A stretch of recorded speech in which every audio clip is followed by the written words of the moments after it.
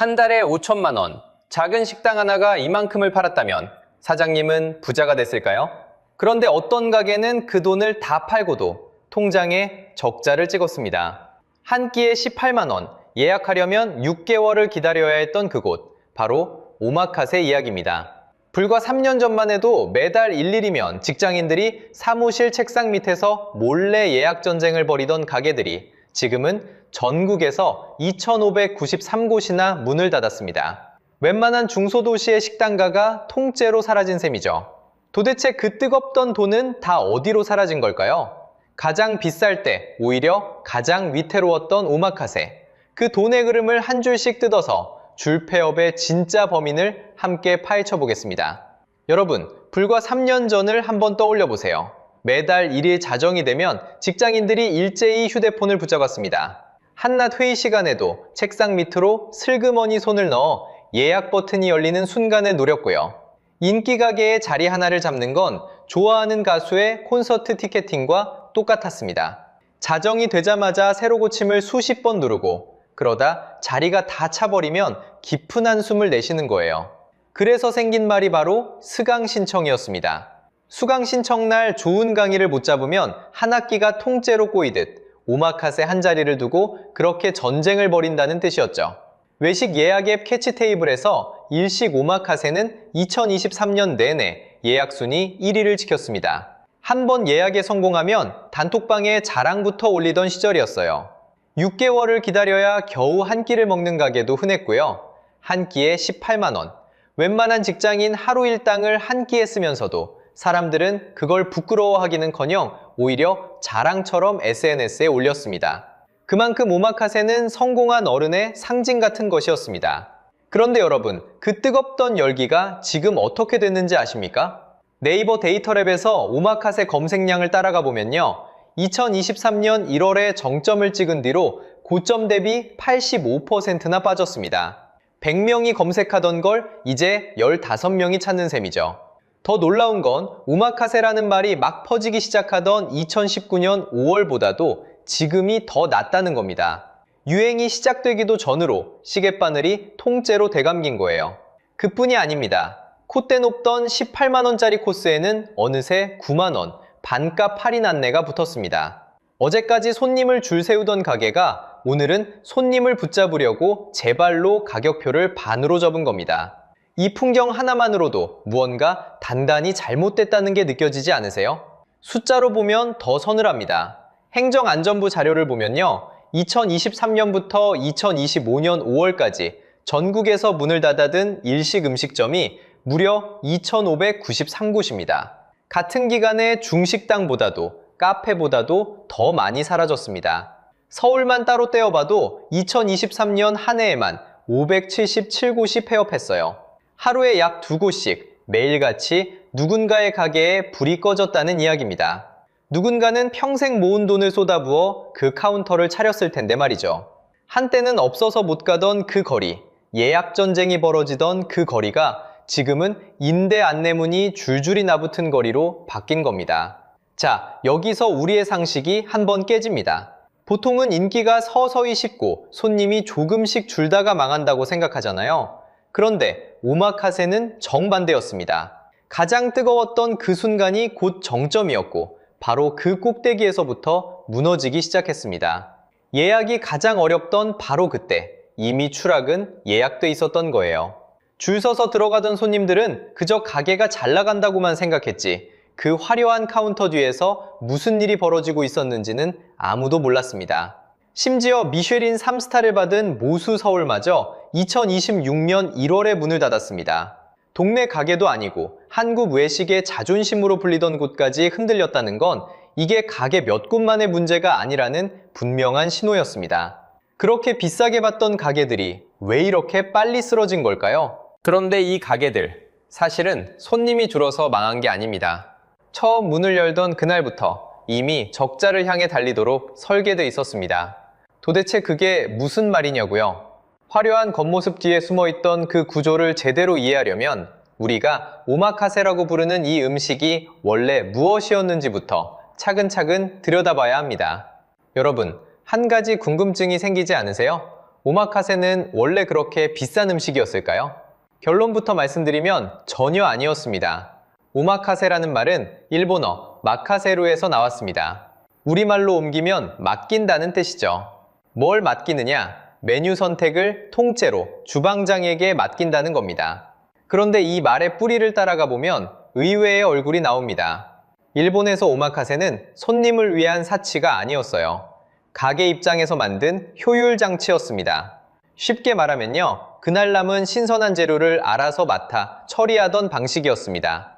생선은 하루만 지나도 값이 뚝뚝 떨어지잖아요. 그래서 주방장이 그날 들어온 재료로 알아서 코스를 짜주는 겁니다. 버리는 재료를 줄이고 회전을 빠르게 돌리는 거죠. 경영학에서 말하는 재고 관리, 딱 그겁니다. 손님 좋으라고 만든 게 아니라 가게가 손에 안 보려고 만든 시스템이었던 거예요. 그런데 이 효율의 도구가 한국에 와서는 전혀 다른 옷을 입습니다. 시작은 1990년대였습니다. 신라호텔 아리아케, 조선호텔 스시조 같은 특급 호텔이 오마카세를 들여왔거든요. 호텔 안에 있다 보니 자연스럽게 이미지가 붙었습니다. 아무나 가는 곳이 아니라 성공한 사람만 가는 곳. 이 한 줄짜리 이미지가 모든 걸 바꿔놨습니다. 2010년대로 넘어오면 호텔에서 송씨를 익힌 셰프들이 청담동으로 독립해 나옵니다. 자기 이름을 건 가게를 차린 거죠. 가격은 더 올라갔고 줄은 더 길어졌습니다. 그리고 2020년 코로나가 결정타를 날립니다. 해외여행길이 막혔어요. 명품 매장 앞에 줄 서던 소비도 갈 곳을 잃었습니다. 그러자 사람들 시선이 한 끼 식사로 쏠립니다. 여기서 핵심은 이겁니다. 큰 돈은 못 쓰지만 작은 사치는 부리고 싶다. 이걸 스몰 럭셔리라고 부릅니다. 쉽게 말해 명품 가방 대신 한 끼 식사에 사치를 부리는 거예요. 오마카세가 바로 그 자리를 차지했습니다. 가장 손쉽게 누리는 사치가 된 거죠. 그런데 여기서 묘한 심리가 작동합니다. 보통 물건은 비싸면 덜 사고 싶잖아요. 그런데 어떤 물건은 비쌀수록 더 사고 싶어집니다. 비싸다는 사실 자체가 나를 남들과 달라 보이게 해주거든요. 경제학에서는 이런 걸 배불런제라고 부릅니다. 쉽게 말하면 가격표가 높을수록 오히려 더 갖고 싶어지는 과시용 상품이라는 뜻이에요. 18만 원이라는 숫자가 부담이 아니라 오히려 매력이 됐던 겁니다. 자, 정리해보면요. 일본에서 남은 재료를 알뜰하게 처리하던 가게의 살림살이 도구가 한국에 와서는 내가 어떤 사람인지 보여주는 계급의 상징으로 변신한 겁니다.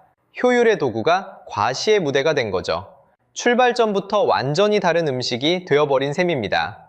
그런데 바로 여기에 함정이 숨어 있었습니다. 이 화려한 계급의 상징이 왜 한 달에 5천만 원을 팔고도 통장에 적자를 찍었을까요?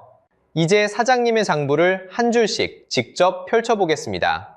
자, 이제 진짜 핵심입니다. 한 달에 5천만 원. 작은 가게 하나가 이만큼을 팔았으면 사장님은 분명 웃고 있어야 정상이잖아요. 그런데 어떻게 그 돈을 다 팔고도 통장엔 적자가 찍히는 걸까요? 사장님의 장부를 한 줄씩 직접 펼쳐보겠습니다. 코스 한 상이 18만 원이라고 해보죠. 비싸죠? 그런데 이 18만 원이 사장님 호주머니로 다 들어가는 게 절대 아닙니다. 가장 먼저 빠지는 게 재료비입니다. 여기서 핵심은 오마카세의 원가율이 35%에서 45%까지 올라간다는 거예요. 쉽게 말하면요, 18만 원짜리 한 상을 차리는데 재료값만 7만 원에서 8만 원이 그대로 나갑니다. 절반 가까이가 시작부터 사라지는 거죠. 왜 이렇게 비쌀까요? 신선한 생선은 정해진 값이 없거든요. 셰프는 새벽 4시에 노량진 경매장에 나갑니다. 그날 운이 좋아야 좋은 참치 한 마리를 무는 거예요. 물건이 귀한 날엔 부르는 게 값이고요. 사장님이 통제할 수가 없습니다. 자, 18만 원에서 재료비 8만 원이 빠졌습니다. 이제 10만 원 남았네요. 여기서 또 큰 게 나갑니다. 사람 값이에요. 10년, 20년을 칼만 잡은 숙련 셰프의 인건비. 손님 한 명 한 명 앞에서 직접 쥐어주니 사람을 함부로 줄일 수도 없습니다. 여기에 보조 인력까지 더하면 한 상에서 인건비로 3만 원 안팎이 또 빠져나갑니다. 이제 7만 원 남았습니다. 그 다음이 임대료입니다. 오마카세는 어디에 있나요? 청담, 강남, 목 좋은 자리에만 있죠. 그 자릿세가 어마어마합니다. 여기서 무서운 게 뭐냐면요. 임대료는 손님이 오든 안 오든 똑같이 나간다는 거예요. 이걸 고정비라고 부릅니다. 손님이 꽉 차도 한 달 임대료, 손님이 텅 비어도 똑같은 임대료. 한 상에 2만 원어치 자릿세가 또 빠집니다. 이제 5만 원 남았네요. 끝이 아닙니다. 가스비, 전기세, 그릇값, 카드 수수료, 그리고 세금. 자잘해 보여도 다 합치면 한 상에 3만 원이 또 사라집니다. 자, 다 빼봤습니다. 18만 원을 팔았는데 사장님 손에 남는 건 고작 2만 원 안팎입니다. 비싼 가격표가 무색하죠? 다시 말씀드릴게요. 한 끼 18만 원을 받아도 사장님이 진짜 손에 주는 건 2만 원 남짓입니다. 우리가 상상한 그림이 아니죠? 결국 한 달에 5천만 원어치를 죽어라 팔아도 사장님 통장에 남는 건 고작 몇백만 원입니다. 그것도 손님이 꽉 찼을 때 얘기예요. 자, 여기서 진짜 소름 돋는 대목이 나옵니다.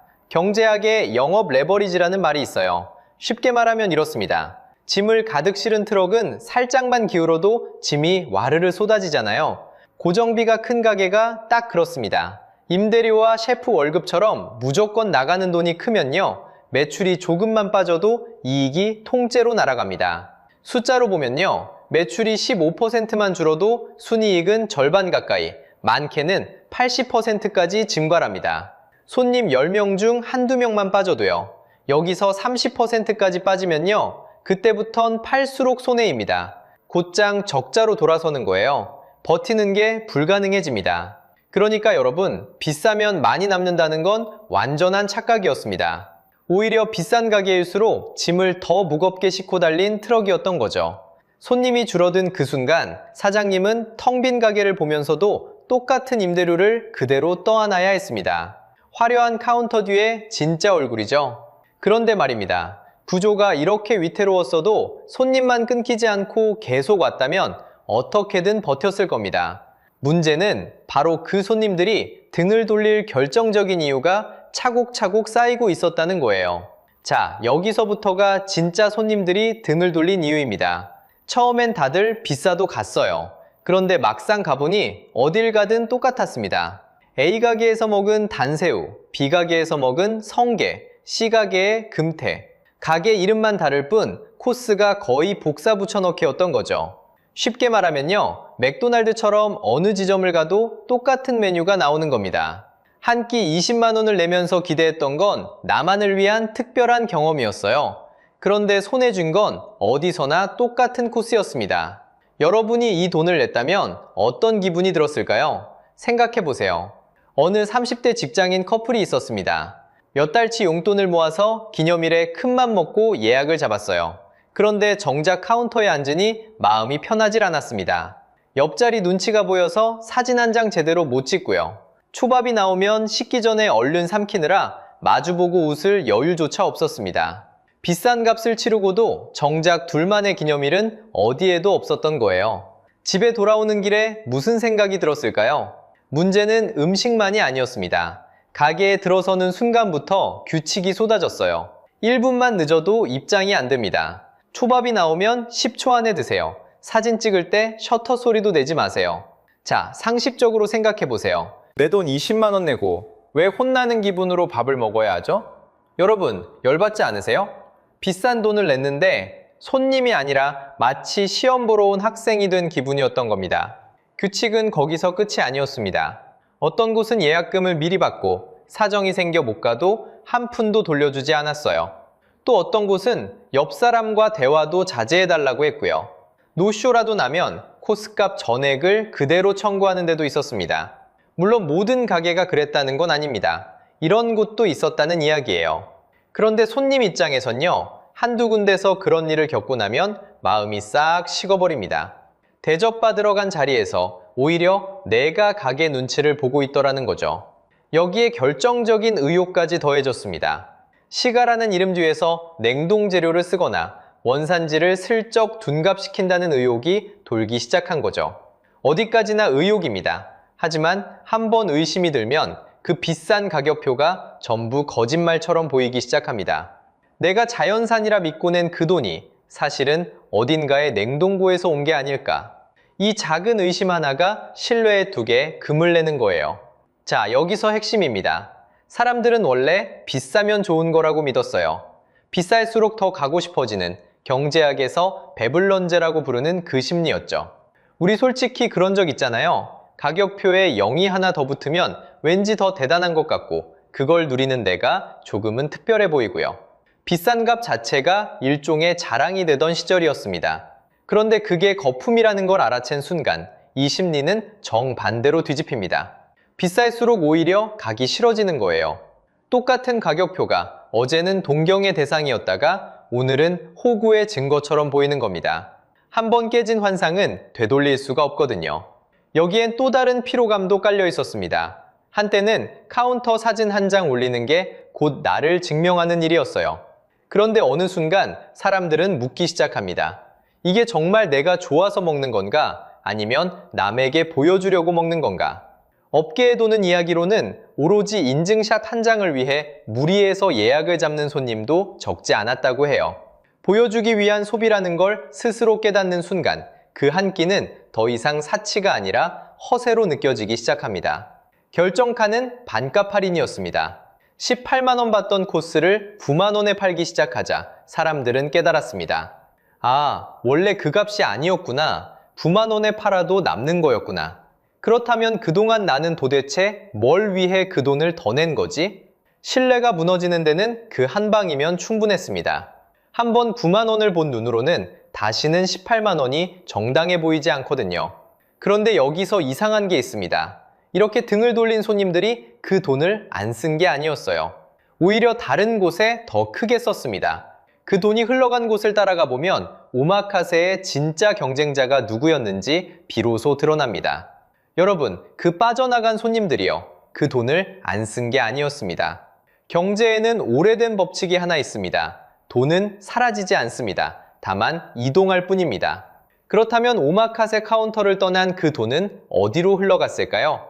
답은 의외로 가까운 곳에 있었습니다. 바로 인천공항이었습니다. 자, 여기서 핵심입니다. 한 끼 30만 원을 쓰려던 손님들이 계산기를 두드리기 시작했어요.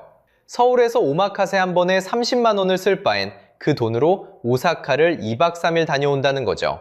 그리고 이건 그냥 농담이 아니었습니다. 통계가 됐거든요.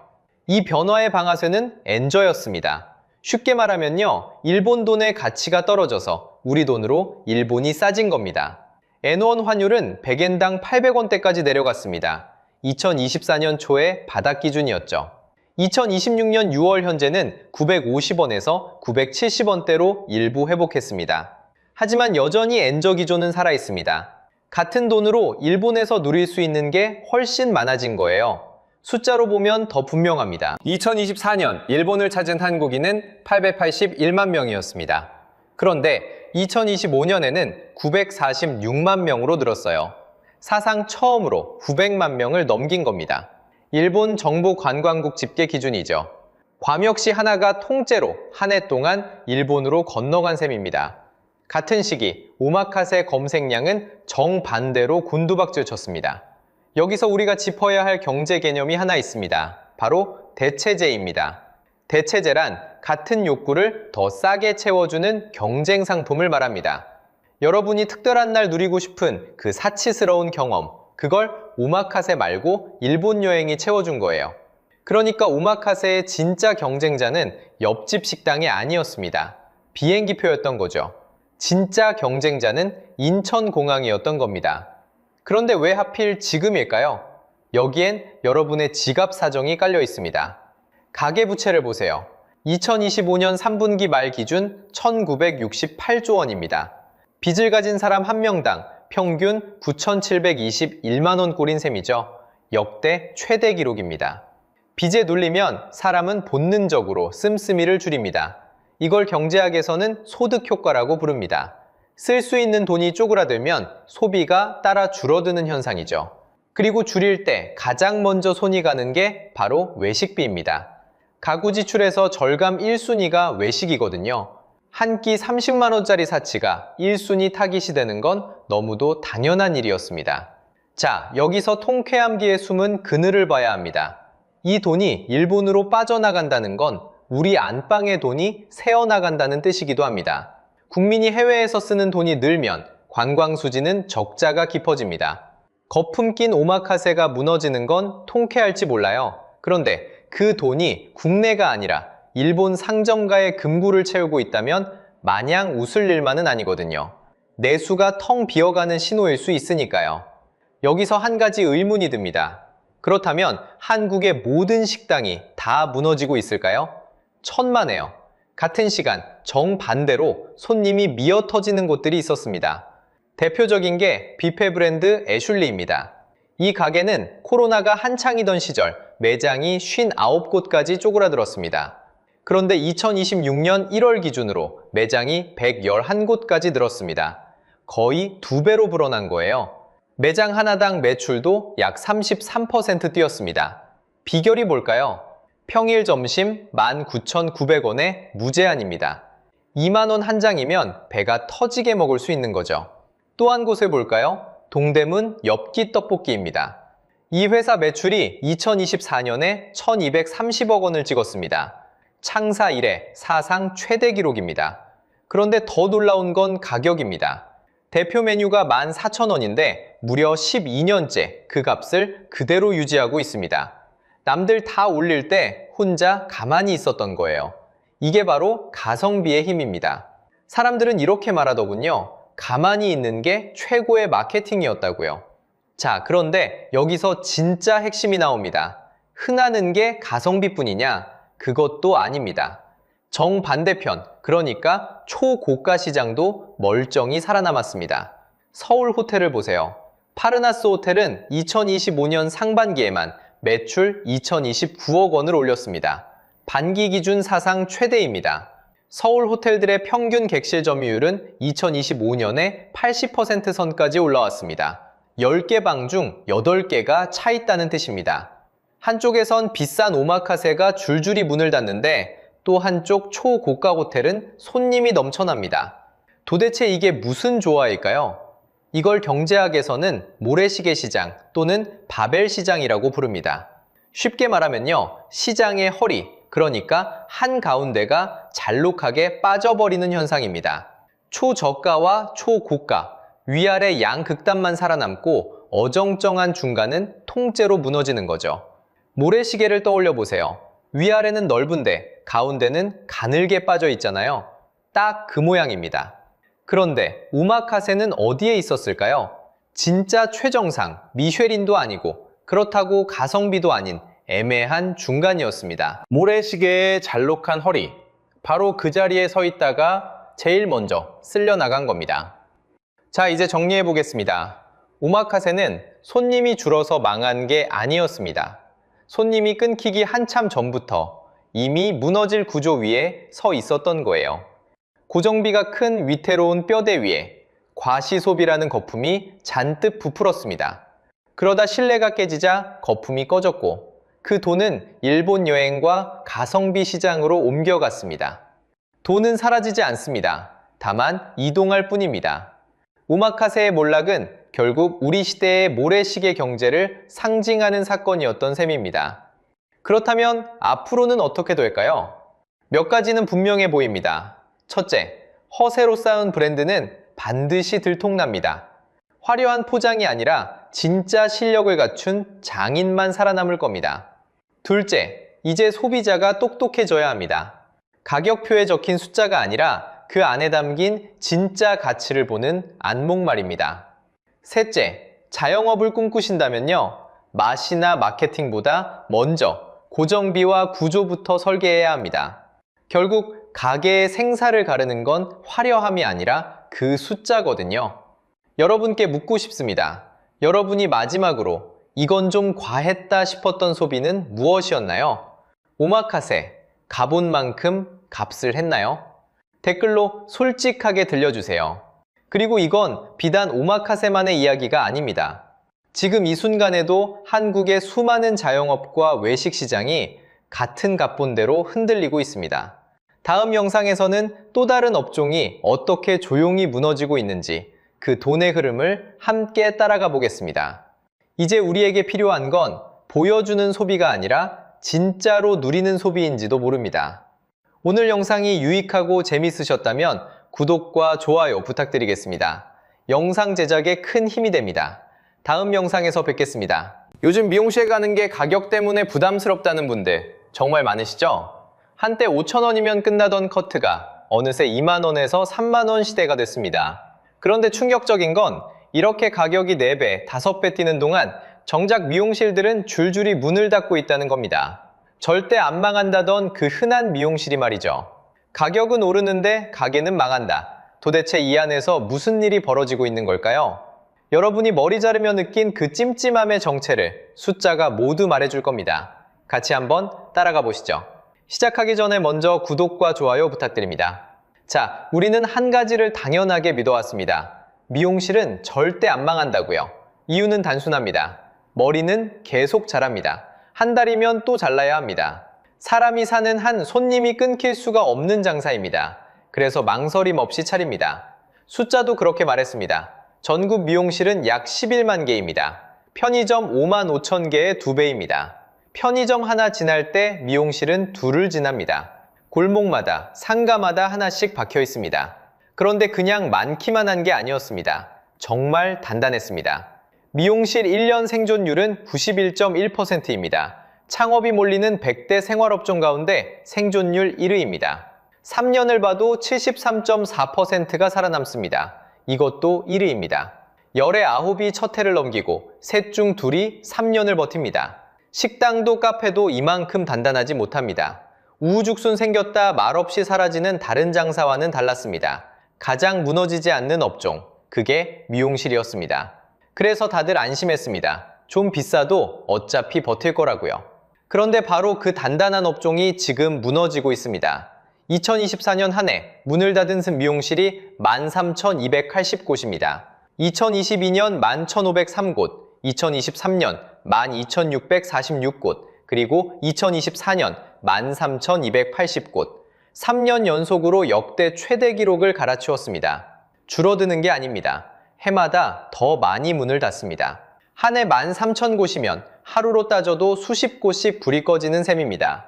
문을 연 지 1년도 못 버틴 곳도 늘고 있습니다. 2022년 575곳에서 2024년 671곳. 막 시작한 가게들이 첫 해를 넘기지 못합니다. 부푼 꿈으로 인테리어하고 의자 드리고 간판 달았던 가게들입니다. 그게 채 1년을 못 갑니다. 이상하지 않습니까? 머리는 계속 자라는데 손님은 끊기지 않는데 가게가 사라집니다. 가장 안전하다던 업종이 가장 빠르게 무너지고 있습니다. 게다가 미용실은 너무 많습니다. 인구 1만 명당 약 21개. OECD 주요국 평균인 1.8개와 비교하면 무려 10배입니다. 한 동네 안에서도 수십 곳이 손님 한 명을 두고 경쟁합니다. 이 정도로 빽빽하게 깔려 있으니 다들 생각했습니다. 비싸도 과해도 어떻게든 버틸 거라고요. 망한다는 건 상상도 못했습니다. 그런데 그 예상이 빗나갔습니다. 손님은 그대로인데 가게가 무너집니다. 가격은 4배, 5배 올랐는데 정작 가게는 망합니다. 도대체 이 안에서 무슨 일이 벌어지고 있는 걸까요? 첫 번째 균열부터 따라가 보겠습니다. 기억하십니까? 한때 커트는 5,000원이었습니다. 파마는 1만 원이면 충분했습니다. 동네 미용실 문턱은 낮았습니다. 그런데 지금은 어떻습니까? 2025년 8월 전국 성인 여성 커트 평균이 19,558원입니다. 거의 2만 원입니다. 5,000원짜리가 4배가 됐습니다. 머리 한 번 자르는데 점심값 2끼가 듭니다. 올라도 너무 빨리 올랐습니다. 5년 전엔 15,789원이었습니다. 그 사이 약 24% 뛰었습니다. 같은 기간 물가 상승률의 2배입니다. 머리값이 물가보다 2배 빨리 달린 겁니다. 여러분이 비싸졌다고 느낀 건 착각이 아니었습니다. 사는 동네에 따라 또 달라집니다. 인천은 평균 25,000원입니다. 전북은 15,200원입니다. 같은 커트인데 만원 가까이 차이가 납니다. 가위질은 똑같습니다. 그런데 어디서 자르느냐에 따라 밥값 한 끼가 왔다 갔다 합니다. 이쯤 되면 가격의 기준이 있긴 한 건지 의심이 듭니다. 그런데 진짜 분노는 가격표가 아닙니다. 영수증입니다. 한 손님은 6만원짜리 시술을 예약했습니다. 자리에 앉자 18만원짜리를 계속 권합니다. 거절해도 또 권합니다. 예약가의 3배입니다. 결국 마음이 불편해집니다. 또 다른 손님은 머리가 길다는 이유로 추가 요금을 들었습니다. 그 금액이 20만 원이었습니다. 길어서 더 받는다는 말, 거울 앞에 앉은 채로는 따지기 어렵습니다. 가운을 두른 손님은 약자입니다. 동의한 적도 없는 항목이 영수증에 덕지덕지 붙기도 합니다. 가격표엔 3만 원이라 적혀 있었습니다. 그런데 영수증엔 5만 원이 찍혀 나옵니다. 분명 보고 들어갔는데 나올 땐 다른 숫자입니다. 들어갈 때 가격과 나올 때 가격이 다른 가게, 이런 곳이 또 어디 있습니까? 왜 이런 일이 반복될까요? 가격이 보이지 않기 때문입니다. 2013년부터 5개 가격 표시제가 있었습니다. 가격을 밖에 붙이라는 제도입니다. 손님이 미리 보고 들어가라는 취지였습니다. 그런데 누군가 신고하지 않으면 단속이 안 됩니다. 붙이지 않아도, 다르게 붙여도 그냥 넘어갑니다. 있으나마나한 제도가 됐습니다. 결국 손님만 어둠 속에서 계산서를 받습니다. 뒤늦게 제도가 움직이기 시작했습니다. 보건복지부가 손을 댑니다. 세금과 재료비까지 다 포함한 최종 가격을 미리 붙이도록 의무화하는 방향입니다. 표시가와 실제 금액이 다르면 미리 알리게 하겠다는 겁니다. 이제야 손님 편에 서기 시작한 셈입니다. 그럼 원장이 폭리를 취하는 걸까요? 그렇게 단순한 문제가 아닙니다. 가격이 오르면 손님이 줄어듭니다. 손님이 줄면 매출이 줄어듭니다. 매출이 줄면 버티려고 또 가격을 올립니다. 그리고 손님은 더 떨어져 나갑니다. 한번 시작되면 멈추지 않습니다. 빠져나갈수록 더 빨려 들어가는 죽음의 소용돌이입니다. 원장도 알면서 빨려 들어갑니다. 그런데 손님을 쫓아낸 건 가격만이 아니었습니다. 비싼 돈을 냈으면 적어도 만족은 해야 합니다. 그런데 현실은 다릅니다. 소비자가 가장 많이 토로하는 분노가 바로 여기 있습니다. 비싼데 실력은 의심된다는 겁니다. 큰맘 못 먹고 2만 원, 3만 원을 냅니다. 그런데 거울 앞에 앉으면 한숨이 나옵니다. 원하던 머리가 아닙니다. 마음에 들지 않습니다. 돈은 2배, 3배로 올랐습니다. 그런데 결과에 대한 믿음은 그만큼 오르지 않았습니다. 이 간극이 분노가 됩니다. 여러분도 비슷한 경험이 있으실 겁니다. 사진까지 보여줬는데 전혀 다른 머리로 나옵니다. 잘못됐다고 말하기도 어렵습니다. 이미 가위는 다 지나간 뒤입니다. 돈을 더 냈는데 만족은 더 떨어집니다. 가격과 실력이 따로 노는 겁니다. 여기에 또 하나가 얹힙니다. 바로 예약제입니다. 요즘은 그냥 들어가면 안 되는 곳이 많아졌습니다. 예약하셨어요? 라는 말부터 듣습니다. 매장은 텅텅 비어 있습니다. 손님은 한 명도 없습니다. 그런데도 예약을 하라고 합니다. 예약 없이 들어가면 몰상식한 손님 취급을 받습니다. 특히 남성 손님이 등을 돌립니다. 남자 커트는 5분이면 끝납니다. 지나가다 생각나서 들르는 게 보통입니다. 그런데 그마저도 예약을 해야 합니다. 5분 자르겠다고 며칠 전부터 시간을 잡습니다. 그럴 바엔 안 가고 맙니다. 여기까지만 보면 미용실이 야박해 보입니다. 그런데 업주에게도 사정이 있습니다. 숫자를 보면 생각이 조금 달라집니다. 미용업계 예약부도, 그러니까 노쇼율이 하루 평균 19.2%입니다. 예약 손님 5명 중 1명이 말없이 안 옵니다. 그 빈자리는 그대로 손실입니다. 매장 한 곳이 하루에 날리는 돈이 약 16만 2천 원입니다. 한 달이면 수백만 원이 허공으로 사라집니다.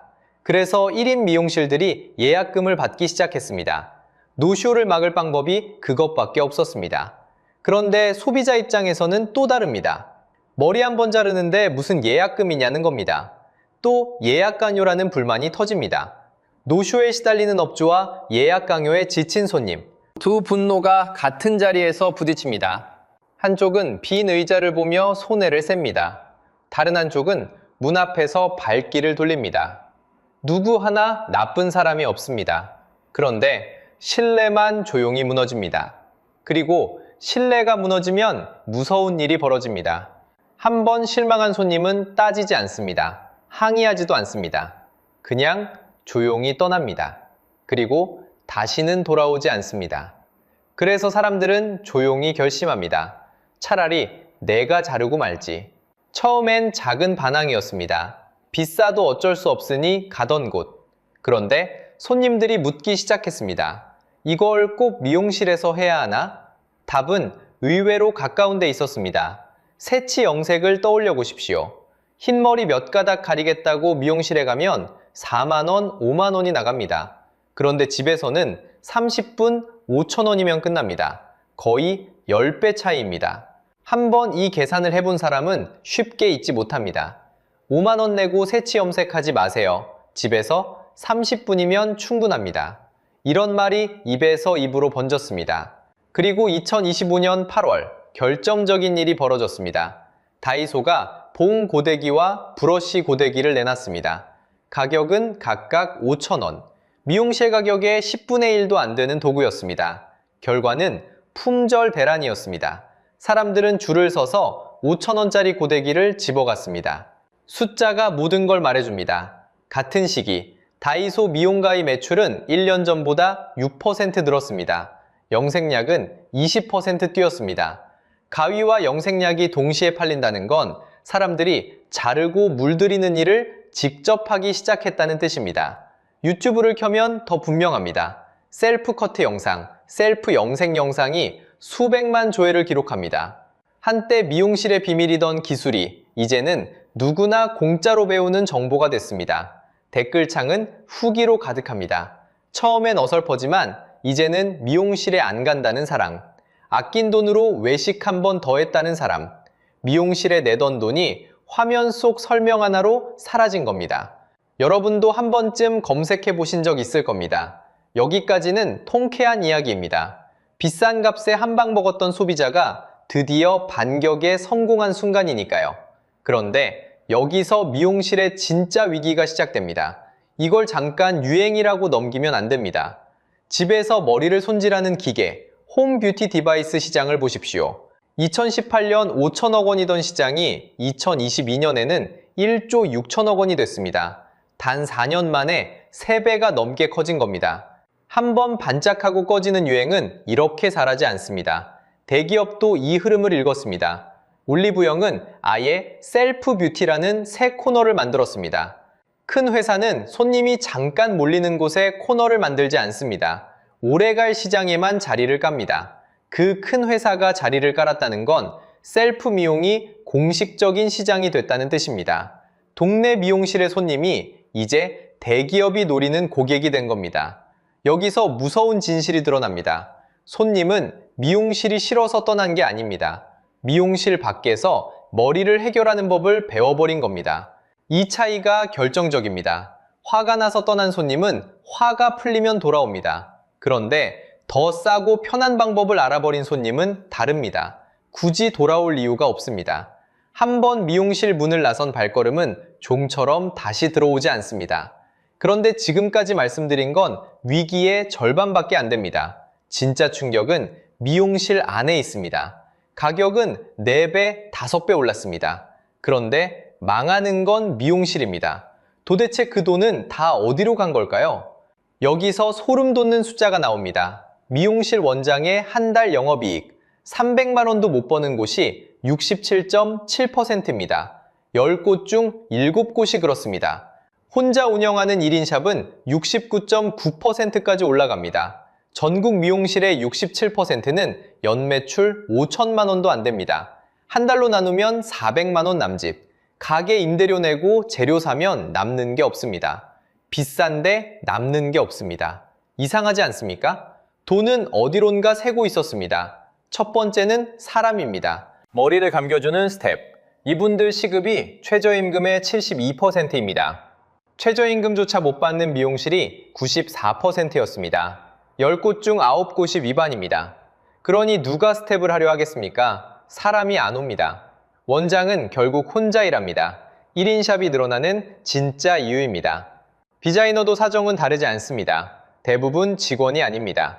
동업이라는 이름의 프리랜서입니다. 자기가 번 매출의 절반을 가게에 냅니다. 4대 보험은 없습니다. 손목이 나가고 관절이 망가집니다. 그렇게 일하다 결국 떠납니다. 원장도, 디자이너도, 손님도 모두가 피해자였습니다. 아무도 웃지 못하는 구조였습니다. 그런데 이 무너지는 시장에 충격적인 손님이 찾아옵니다. 2025년 9월 미국 자본이 한국 미용실에 들어왔습니다. 이름은 블랙스톤, 세계 최대급 사모펀드입니다. 주노 헤어의 지분 70% 이상을 인수했습니다. 회사 가치는 8천억으로 매겨졌습니다. 미용실 업체가 글로벌 자본에 팔린 건 이번이 처음입니다. 발칵 뒤집힐 만한 사건입니다. 그런데 여기서 숨은 정체가 드러납니다. 블랙스톤은 왜 주노 헤어를 샀을까요? 머리를 잘 잘라서가 아닙니다. 준호 헤어는 매장이 180개입니다. 자본은 복제할 수 있는 시스템을 삽니다. 매뉴얼, 간판, 프랜차이즈. 찍어내면 똑같이 나오는 것들입니다. 동네 1인 샵에는 절대 안 일어나는 일입니다. 여기에 모든 답이 들어있습니다. 한쪽엔 예약이 꽉 찬 프리미엄 살롱, 다른 쪽엔 만원짜리 저가 체인. 자본은 이 두 곳으로만 몰립니다. 그럼 그 사이는요? 2, 3만 원 받던 동네 미용실, 바로 거기가 가장 먼저 사라집니다. 위가 살고 아래가 살고 중간이 죽습니다. 이걸 K자 양극화라고 부릅니다. 위로 가는 선과 아래로 가는 선, 그 사이가 텅 비어갑니다. 미용실은 그 교과서입니다. 가장 선명한 첫 장면입니다. 동네 미용실은 그냥 가게가 아니었습니다. 머리만 자르는 곳이 아니었습니다. 내 얼굴을 기억해주던 곳, 안부를 묻던 동네 사랑방이었습니다. 그 사랑방이 지금 사라지고 있습니다. 그리고 이건 미용실만의 이야기가 아닙니다. 중간이 무너지는 K자, 그 한가운데 동네 미용실이 있었습니다. 그런데 여기서 한 가지 떠올려 보셔야 합니다. 동네 미용실이 사라진다는 건 단순히 가게 하나가 문을 닫는 게 아닙니다. 나를 알아보던 사람이 한 명 사라지는 겁니다. 내 머릿결을 기억하고 몇 달 만에 와도 안부를 묻던 사람, 10년을 다닌 단골집, 그 자리가 비는 겁니다. 그리고 그 빈자리는 다시 채워지지 않습니다. 이게 미용실만의 이야기일까요? 숫자가 모든 걸 말해줍니다. 2024년 폐업을 신고한 사업자는 100만 8천여 명. 통계를 집계하기 시작한 뒤 처음으로 100만을 넘었습니다. 서울 송파구 인구가 약 65만 명입니다. 그보다 훨씬 많은 사람이 한 해에 가게 문을 닫았습니다. 새로 창업한 가게와 비교하면 더 선명합니다. 폐업률은 2020년 60.6%였습니다. 2024년에는 85.2%까지 올랐습니다. 10곳이 문을 열 때 8곳 넘게 문을 닫는 시대입니다. 이건 미용실에만 닥친 일이 아닙니다. 소매업 폐업률이 16.78%, 음식점이 15.82%, 동네 슈퍼, 자주 가던 식당, 우리가 매일 들르는 가게들입니다. 그 가게들이 같은 속도로 흔들리고 있습니다. 더 무거운 사실이 있습니다. 가게 문을 닫는 사람들이 점점 나이 들고 있다는 겁니다. 60세 이상 개인 사업자 비중은 2011년 18.4%에서 2024년 32.9%로 늘었습니다. 이제 폐업은 한 사람의 노후가 통째로 무너지는 일이 됐습니다. 전문가들은 말합니다. 이건 잠깐의 경기 부진이 아니라고, 구조가 통째로 바뀌는 전환기라고. 인구가 줄고 소비가 바뀌고 모든 게 온라인으로 옮겨가는 흐름, 그 큰 물결이 미용실에서 가장 먼저 보였을 뿐입니다. 중간이 사라진다는 신호, 그건 미용실에만 오는 게 아닙니다. 내 직업에도, 내 동네에도, 내 노후에도 닿고 있습니다. 이게 남의 일이 아닙니다. 다음에 머리 자르러 갈 때 가격표 앞에서 잠깐 떠올려 보시기 바랍니다. 그 작은 가게 하나가 버티고 있다는 게 생각보다 큰 의미라는 걸.